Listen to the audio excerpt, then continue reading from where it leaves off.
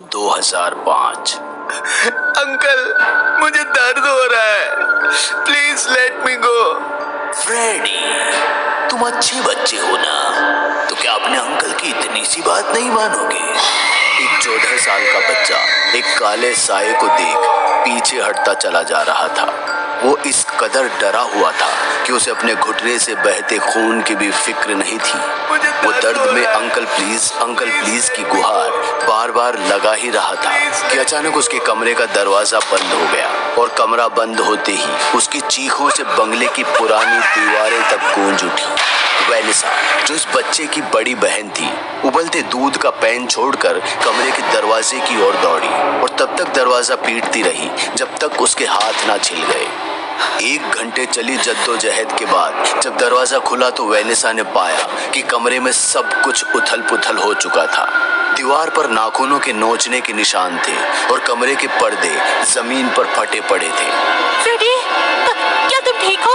Freddy, क्या तुम मुझे सुन सकते हो? वेनिसा कमरे में चारों ओर देख ही रही थी कि अचानक बिस्तर के नीचे से उसे एक कांच के टूटने की आवाज आती है। डरते घबराते जब वो झुककर बिस्तर के नीचे देखती है तो पाती है कि फ्रेडी, जिसकी आंखें अब हरे रंग से जगमगा रही थी, वो बिस्तर के नीचे लेट कांच के टुकड़ों को चबा रहा था। फ्रेडी, ये तुम क्या कर रहे हो? आराम से बाहर आ जाओ। फ्रेडी नहीं, मैं उसका अंकल सैम हूँ। पहचाना वेनिसा? अंकल सैम जिसकी वाइन की बोतल में तुम चुप चुप के पानी मिलाती थी, हैं?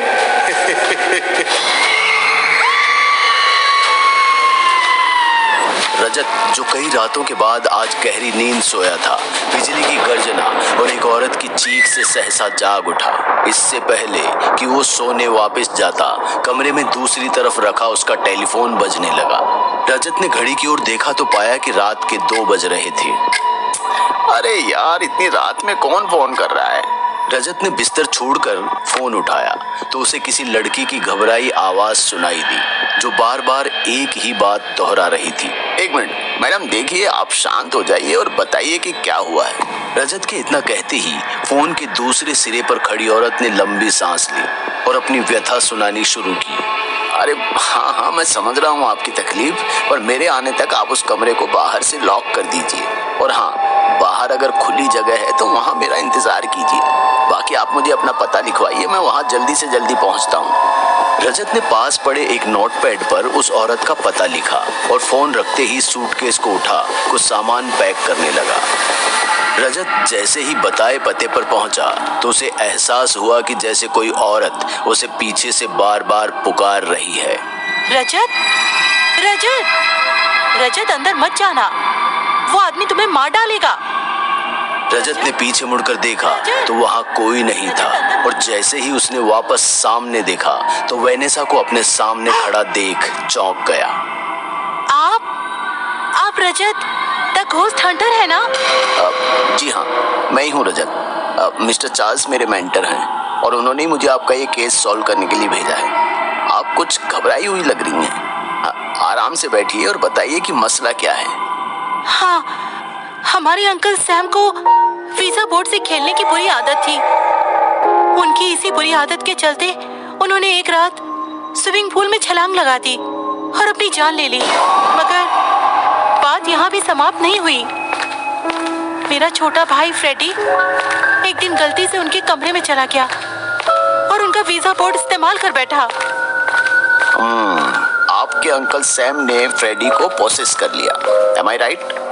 हाँ, और अब वो फ्रेडी के शरीर में घुस के कांच खा रहे हैं और घर में तोड़-फोड़। ठीक है, आप यहाँ बाहर ही रुकिए, मैं अंदर जा रहा हूँ। अगर मैं 1 घंटे तक बाहर नहीं आया तो आप बाहर पीसीओ पर जाकर पुलिस और एम्बुलेंस को फोन लगाना। वेनिसा को दिलासा दे रजत अपना सामान उठाकर घर में प्रवेश करता है और खुद को गहरे पसरे सन्नाटे में अकेला पाता है। रजत अपने बैग से इलेक्ट्रोमैग्नेटिक मीटर निकालता है और पहली मंजिल की तरफ अपने कदम धीरे धीरे बढ़ाता है। पहली मंजिल पर पहुंचते ही रजत को वेनिसा, फ्रेडी और उसके माँ बाप की तस्वीर दिखाई देती है, जिसे देख उसके चेहरे पर कुछ उत्साहित भाव आते हैं। मगर ये उत्साह जल्दी ही चिंता में बदल जाता है जब मीटर टीटी कर बज उठता है। इशारा बहुत ही साफ था कि पड़ोस के कमरे में कुछ तो भूतिया गतिविधि जरूर हुई है।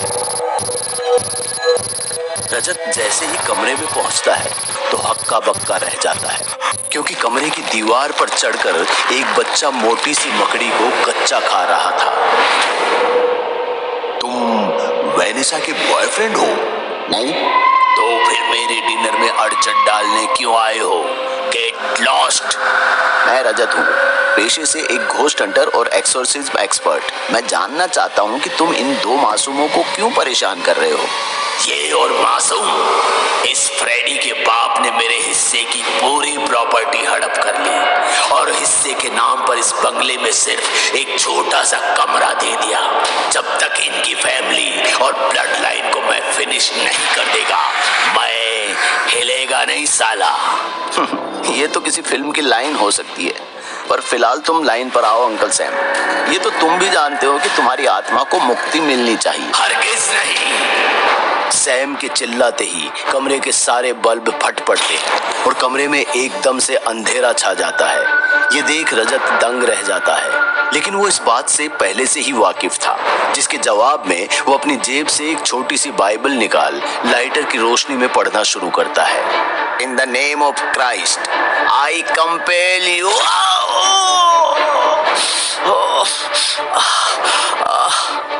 रजत ने अभी एक्सोर्सिज्म का चैंट पढ़ा भी नहीं था कि 3 कांच के टुकड़े उसके दाएं हाथ में बुरी तरह घुस गए और वो दर्द में कराहने लगा।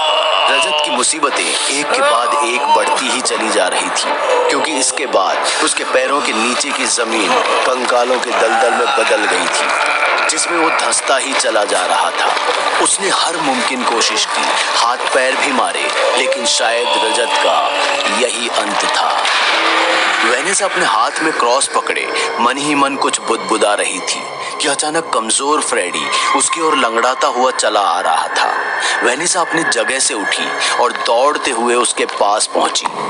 वेनिसा, मेरा सिर घूम रहा है और मेरा शरीर भी दुख रहा है, मुझे नींद आ रही है।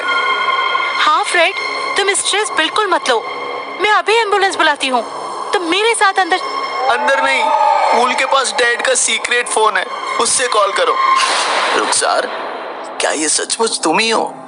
क्या ये कोई सपना तो नहीं? और अगर हुआ तो मैं उसे जान से मार दूंगा जो मुझे इस सपने से उठाएगा। देखो, तुम्हें वहां अंदर नहीं जाना चाहिए था, वो आत्मा बहुत शक्तिशाली है। अब क्या ही फर्क पड़ता है, हम दोनों साथ है ना। चिंता तो मुझे उस बेचारी लड़की और उसके भाई की है जो सैम के शिकार बनेंगे। मेरा वक्त पूरा हो चुका था इस जहां में, इसलिए मुझे रुखसत होना पड़ा, पर तुम्हारे पास अभी वक्त है। जिंदगी जियो, आगे बढ़ो और प्यार करो। तुम्हारे सिवा ना तो किसी से प्यार था, ना कभी कर पाऊंगा। तुम्हें जाना होगा अब रजत, उस लड़की की जान खतरे में है।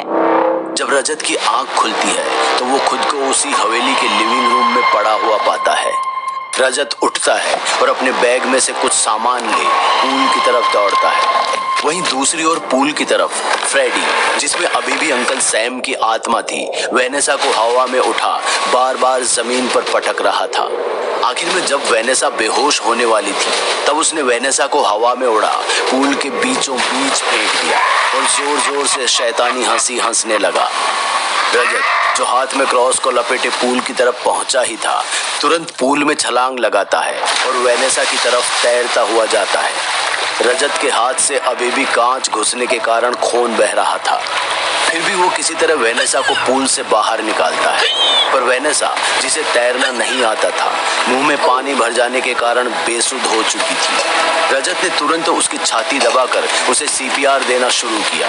काफी प्रयासों के बाद वेनेसा ने खांसते हुए मुंह से पानी थूका और लंबी लंबी सांसें लेने लगी। इस दौरान रजत भी उसकी पीठ मल रहा था ताकि उसे कुछ आराम आए।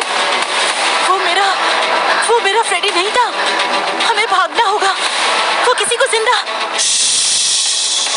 शांत, तुमने मुझ पर भरोसा करके मुझे बुलाया है ना, यकीन रखो मैं बचा लूंगा फ्रेडी को। सैम, जो अब तक फ्रेडी के शरीर में था, अपना रूप बड़ा और भयानक बनाकर रजत के सामने खड़ा था। एक बार मर के चैन नहीं आया जो दोबारा मरने चला आया, वो भी इन स्ट्रेंजर्स के लिए हैं? क्या करूं, घोस्ट हंटर हूं ना। जो काम एक बार हाथ में ले लूं तो फिर खत्म किए बिना रुक नहीं सकता। अब तेरे पास दो ऑप्शन है, या तो बच्चे को छोड़ और मुक्ति ले ले, या फिर दूसरा रास्ता जो बहुत बुरा है, and I don't suggest it. तू क्या रोकेगा? इस क्रॉस में इतना दम नहीं है जो मुझे रोक सके। तो फिर एक से भले दो। मतलब? रजत ने अपनी घड़ी को देखा, जिसमें सुबह के 5 बजने में सिर्फ 10 मिनट बाकी थे। उसने अंकल सैम के गले को पकड़ा और हनुमान चालीसा पढ़नी शुरू कर दी। श्री गुरु चरण सरोज रज निज मन मुकुर सुधार, पर नौ रघुवर विमल जसु जो दायक फल चार। बुद्धिहीन तनु जानिके सुमिरो पवन कुमार, बल बुद्धि विद्या देहु मोहि हरऊ कलेश विकार। जय हनुमान ज्ञान गुण सागर, जय कपीश तिहु लोक उजागर। रामदूत अतुलित बल धामा, अंजनी पुत्र पवन सुत नामा। रजत जैसे जैसे हनुमान चालीसा का जाप करता जा रहा था, अंकल सैम के शरीर से भाप निकलती जा रही थी, मानो वो आत्मा से परमात्मा में विलीन होता जा रहा था। और आखिरकार सूर्य की निकली पहली किरण के साथ अंकल सैम हमेशा हमेशा के लिए गायब हो चुका था और पीछे छोड़ गया था तो बस एक दुर्बल कमजोर फ्रेडी, जो बेहोश हो फर्श पर गिर गया। रजत ने फ्रेडी को गोद में उठाया और दूर खड़ी उसकी बहन वेनेसा के पास ले गया। इसे हॉस्पिटल ले जाना होगा, इसकी हालत खराब लग रही है। तुमने जो मेरे लिए किया है उसका एहसान मैं मरते दम तक नहीं भूलूंगी। वैसे खून तो तुम्हारा भी बह रहा है। इससे पहले कि रजत वेनेसा से कुछ कहता, वेनेसा ने अपना रुमाल निकाला और रजत के चोटिल हाथ पर बांध दिया। रजत और वेनिसा एक दूसरे को इसके बाद ऐसे जी भरकर देखने लगे जैसे मानो वो आज के बाद कभी दोबारा नहीं मिलेंगे। रजत ने वेनिसा को गले लगाया और अपने रास्ते चल दिया। तो ये था हमारे डूडू टीवी के घोस्ट हंटर का पहला केस। अब सवाल बस इतना है कि क्या घोस्ट हंटर बाबू दोबारा कभी शिकार पर निकलेंगे, और आखिर कैसे हुई थी रुखसार की मौत? इन सभी सवालों के जवाब तो वक्त ही बताएगा।